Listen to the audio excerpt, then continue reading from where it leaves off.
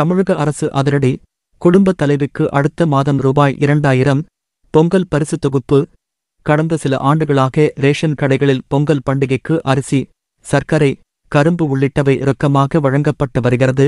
இதன் மூலம் அரசு சார்பில் ரேஷனில் புளி மற்றும் சர்க்கரையுடன் ரொக்கமாக ரூபாய் 1000 கடந்த ஆண்டு தமிழக அரசு வழங்கிய பொங்கல் பரிசுகளில் பலவற்றில் தரம் குறைந்ததாக பெரும் குற்றச்சாட்டு எழுந்தது. இந்நிலையில் மிக்ஜாம் புயலால் சென்னை உள்ளிட்ட 4 வட மாவட்டங்கள் கடும் சேதத்தை சந்தித்துள்ளன. இதேபோல் தென் மாவட்டங்களிலும் கனமழையால் பெரும் சேதம் ஏற்பட்டுள்ளது. அந்த பாதிப்புகளில் இருந்து அந்த மக்கள் இன்னும் மீளவில்லை. அமைச்சர்கள் மற்றும் அரசு அதிகாரிகள் பாதிக்கப்பட்ட பகுதிகளில் முகாமிட்டு நிவாரணப் பணிகளில் ஈடுபட்டுள்ளனர்.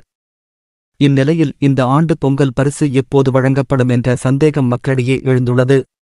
அதற்கான விடை தற்போது கிடைத்துள்ளது. அதாவது இந்த ஆண்டு பொங்கல் பரிசு தொகுப்பு ஜனவரி 2வது வாரத்தில் வழங்கப்படலாம். இதை அதிகாரிகள் பரிசீலித்து வருகின்றனர். இதுகுறித்து முதலமைச்சரிடம் பேசி விரைவில் தேதி அறிவிக்கப்படும் என தெரிகிறது.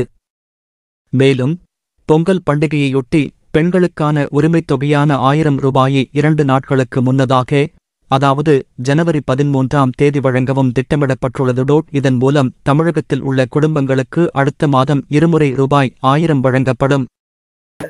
இந்த மாதிரி வரக்கூடிய செய்திகள் அனைத்துமே உடனுக்குடனே தெரிஞ்சுக்கணும் அப்படின்னா டுடே ட்ரெண்டிங் டிவி சேனலை சப்ஸ்கிரைப் பண்ணிக்கோங்க. கூடவே சைடில் இருக்கிற பெல் பட்டனை கிளிக் பண்ணிக்கோங்க. அப்போ நம்ம சேனலில் வரக்கூடிய இந்த மாதிரி செய்திகள் அனைத்துமே உங்களுக்கு உடனுக்குடனே தெரிஞ்சுக்க முடியும்.